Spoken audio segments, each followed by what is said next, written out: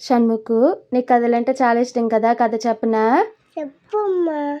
అనగనగా ఉసిరికాయంత ఊర్లో మునక్కాయంత ముసలం ఉందంట. ఆ ముసలంకి బంగాళదుంపంత బంగారం ఉంది. ఆ బంగాళదుంపంత బంగారాన్ని బీరకాయంత బీరువాలో పెట్టి తాటికాయంత తాళం వేస్తుంది. అది దొండకాయంత దొంగోడు చూసి తాటికాయంత తాళం టపా టపా పగలగొట్టి బంగాళదుంపంత బంగారాన్ని ఎత్తుకుపోతాడు. అప్పుడు మునక్కాయంత ముసలమ్మ బాధపడుతూ పొట్లకాయంత పోలీసుకు కాకరకాయంత కంప్లైంట్ ఇస్తుంది.